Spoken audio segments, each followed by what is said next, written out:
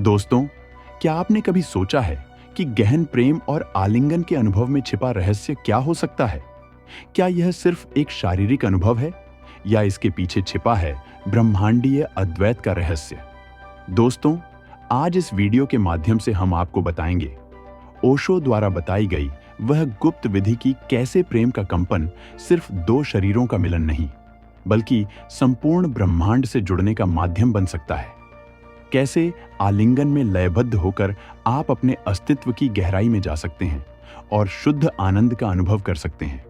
तो अगर आप जीवन को नई दृष्टि से देखना और उसे गहराई से अनुभव करना चाहते हैं, तो यह वीडियो आपके लिए है। इसे अंत तक देखें और अपने भीतर की ऊर्जा को पहचानें। दोस्तों, यदि आपने इस वीडियो का भाग 1 और भाग 2 नहीं देखा है, तो ऊपर आई बटन में उसका लिंक है और नीचे डिस्क्रिप्शन में भी उसका लिंक है। उसे भी जरूर देखें, क्योंकि उसे देखने के बाद आपको तीसरा भाग बहुत अच्छी तरीके से समझ में आएगा। तो दोस्तों, ओशो कहते हैं, जब ऐसे आलिंगन में अपनी प्रेमिका या अपने प्रेमी के साथ ऐसे प्रगाढ़ मिलन में तुम्हारी इंद्रियां पत्तों की तरह कंपने लगें, तो इस कंपन में प्रवेश करो। हम तो भयभीत हो गए हैं।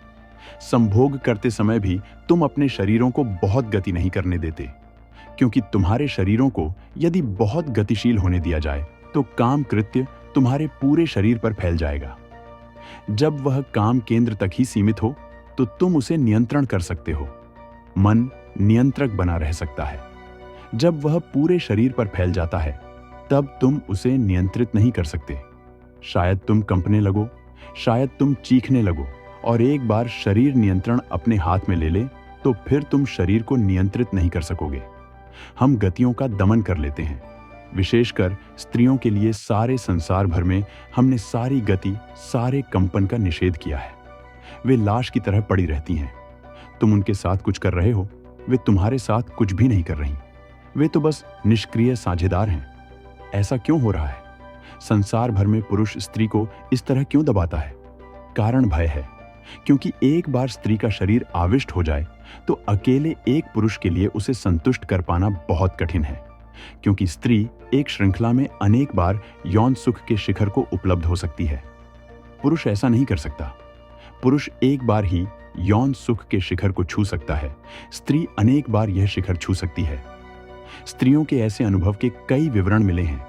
कोई भी स्त्री एक श्रृंखला में 3-3 बार शिखर अनुभव को प्राप्त हो सकती है, लेकिन पुरुष को यह अनुभव एक ही बार प्राप्त हो सकता है।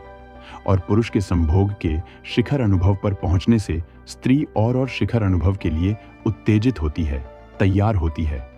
तब बात कठिन हो जाती है। फिर कैसे इसे संभाला जाए? कंपो, तरंगायित हो, अपने शरीर के अणु अणु को नाचने दो, और यह नृत्य दोनों के लिए हो। प्रेमिका भी नाच रही हो, हर अणु तरंगायित हो रहा हो। तभी तुम दोनों का मिलन हो सकता है, और तब वह मिलन बौद्धिक नहीं होगा, वह तुम्हारी जैविक ऊर्जाओं का मिलन होगा। कंपना बिल्कुल अद्भुत है, क्योंकि जब अपने संभोग में तुम कंपते हो तो ऊर्जा पूरे शरीर में बहने लगती है। ऊर्जा पूरे शरीर में तरंगायित होती है। तब शरीर की हर कोशिका उसमें भाग लेती है। हर कोशिका जीवित हो जाती है, क्योंकि हर कोशिका काम कोशिका है। जब तुम पैदा हुए थे तो 2 यौन कोशिकाओं का मिलन हुआ और तुम्हारा होना घटित हुआ, तुम्हारे शरीर का निर्माण हुआ। वे 2 काम कोशिकाएं तुम्हारे शरीर में सब ओर हैं। वे प्रतिगुणित होती गईं और प्रतिगुणित होती गईं, लेकिन तुम्हारी बुनियादी इकाई यौन कोशिका ही रहती है।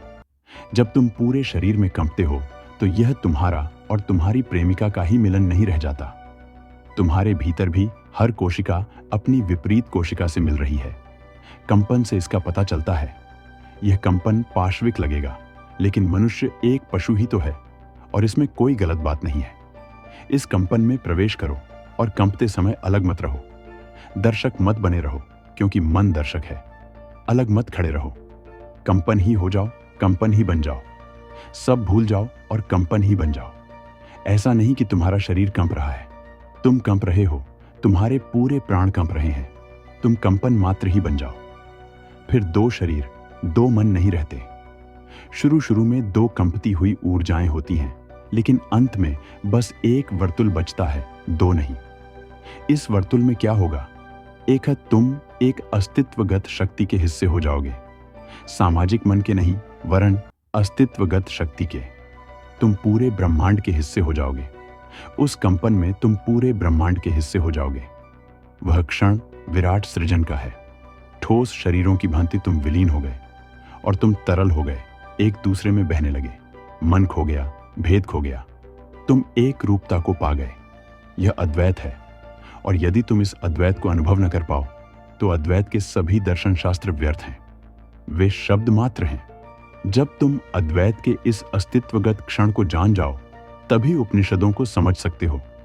तभी तुम राशियों को समझ सकते हो कि जब वे ब्रह्मांडीय अद्वैत की पूर्णता की बात करते हैं तो क्या कह रहे हैं। फिर तुम जगत से भिन्न नहीं होते, विजातीय नहीं होते। फिर अस्तित्व तुम्हारा घर बन जाता है। और जब यह भाव पैदा हो जाए कि अब अस्तित्व मेरा घर है, फिर सब चिंताएं खो जाती हैं।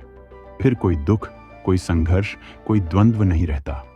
इसी को लाओ त्सु ताओ कहते हैं, शंकर अद्वैत कहते हैं।